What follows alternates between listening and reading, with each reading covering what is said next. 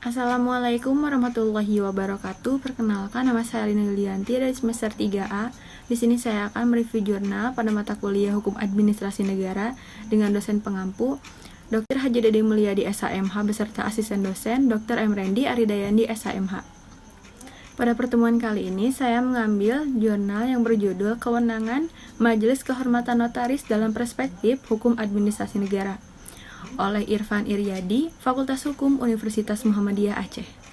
Nah, jadi Badan Tata Usaha Negara tentunya harus disadari pada asas legalitas. Asas ini berlaku agar Badan Tata Usaha Negara itu tidak bertindak di luar kewenangannya, termasuk Majelis Kehormatan Notaris.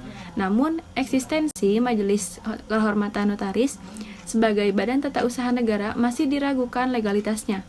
Bahkan masih juga terdapat kontradiksi pemahaman menyangkut kewenangannya sebagaimana dimaksud dalam pasal 66 ayat 1 Undang-Undang Nomor 2 Tahun 2014. Di samping itu masih ada juga yang menyamakan prosedur kewenangan Majelis Kehormatan Notaris dengan prosedur kewenangan Majelis Pengawas Notaris.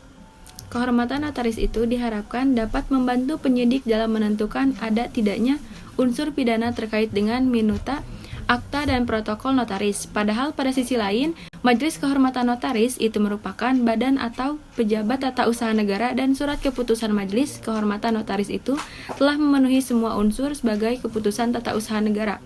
Nah, lalu instrumen hukum perizinan sebagai legitimasi bertindak Majelis Kehormatan Notaris. Pada dasarnya, wewenang untuk melakukan pengawasan, pemeriksaan dan pembinaan terhadap notaris itu ada pada Menteri Hukum dan Hak Asasi Manusia yang dalam pelaksanaannya, Menteri membentuk Majelis Pengawas Notaris dan Majelis Kehormatan Notaris dengan berbagai kewenangan masing-masing.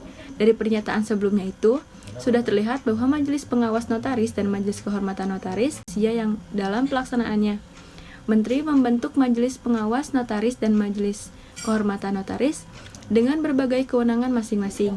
Dari pernyataan sebelumnya itu, sudah terlihat bahwa Majelis Pengawas Notaris dan Majelis Kehormatan Notaris memperoleh kewenangannya secara delegasi dari Menteri. Secara historis, instrumen hukum perizinan oleh Majelis Kehormatan Notaris itu adalah kewenangan peralihan dari Majelis Pengawas Notaris. Kewenangan itu termuat dalam pasal 66 Undang-Undang Nomor 30 Tahun 2004 tentang Jabatan Notaris.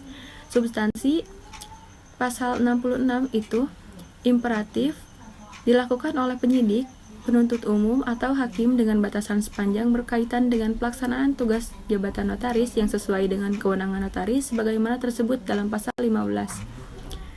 Ketentuan itu hanya berlaku dalam perkara pidana dikarenakan dalam pasal itu adalah berkaitan dengan tugas penyidik dan penuntut umum dalam ruang lingkup perkara pidana. Nah, jadi kesimpulannya itu bahwa Majelis Kehormatan Notaris adalah badan tata usaha negara yang berwenang untuk melaksanakan pembinaan kepada lembaga notaris. Pembinaan itu dilakukan oleh Majelis Kehormatan Notaris kepada individu notaris adalah dengan melakukan pemeriksaan pendahuluan dalam ranah hukum administrasi menyangkut ada tidaknya pelanggaran legalitas menurut aturan jabatan notaris. Tujuannya yaitu untuk menjaga wibawa jabatan notaris agar tidak terjadi proses hukum yang tidak benar atau tidak patut, bahkan sewenang-wenang dengan mengkriminalisasi tindak notaris sebagai tindak pidana yang belum tentu merupakan kesalahan dalam hukum pidana, melainkan pelanggaran dalam ranah hukum administrasi.